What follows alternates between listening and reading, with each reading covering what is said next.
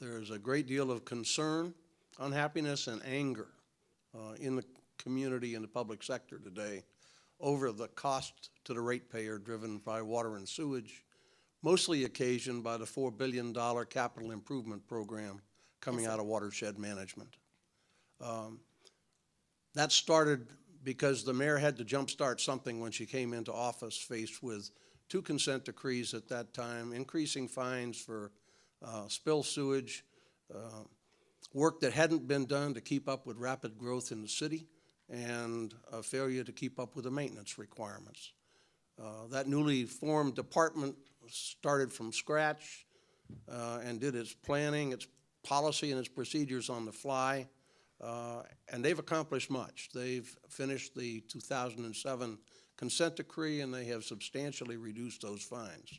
However, the ratepayer today with the latest increase is paying the most of any ratepayers in the 15 largest systems in the United States, with at least 2 more substantial increases staring us in the face over the next 2 years. Right. That's in addition to the fact that the Atlanta taxpayer is paying a 1% local sales tax that's going directly also into that program.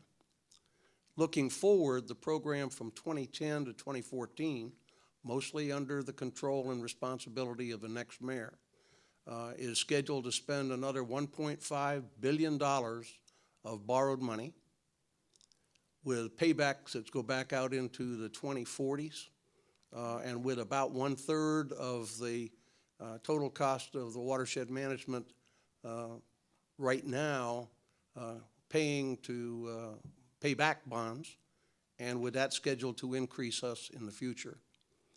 From your position in the City Council, do you have enough depth of understanding now to be confident that the programs that are required and are in that schedule for the next 5 years are really required, and that if they are, whether or not the funding and funding mechanisms are such that we will do the best we can for the ratepayers under the circumstances?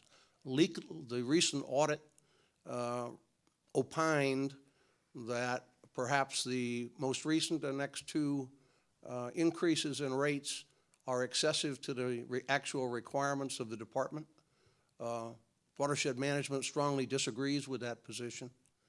I didn't notice that the auditors took a look at verifying the actual program that is specified. So I know you've got a lot of knowledge. Do you have enough? And if not, how in the world, when you come in at mayor with all the other stuff going on, how do you make your own self confident that we will have a proper program for the ratepayer?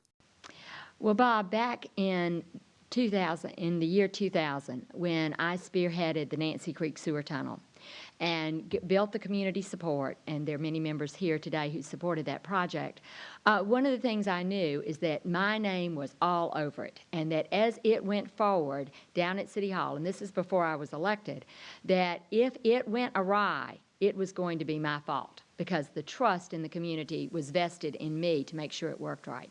So my first piece of legislation at City Hall was the establishment of a 9-member technical advisory committee that oversaw that project from design to project closeout. Those 9 engineers, and you had to be a real engineer in order to be part of the group, because I said if you weren't a real engineer, then you wouldn't know how to read the drawings. And if you didn't know how to read the drawings, I didn't need you at the table. So that group of 9 got together on a weekly, then bi-weekly, then quarterly basis and oversaw that project. And it was completed on time, on budget, because you can always be under budget if you overprice, on budget and with the quality control measures in place. So that was a stellar program. I wanted to see that same kind. Oh, and by the way, those engineers were chosen by community groups. Those were not City Hall appointments. They were chosen by the NPUs, by the Buckhead Coalition, by the Buckhead Business Association, groups in the community that had a vested interest in that project succeeding. Now, I wanted that same kind of control and oversight over the $3 billion, now $4 billion sewer program. I did not get it. So the next thing that I tried to do was to get a top-level review by the American Society of Civil Engineers. They agreed to come in, and that legislation was passed in May of '04 to have a top-level review of all of the projects before we just started throwing the money out the door.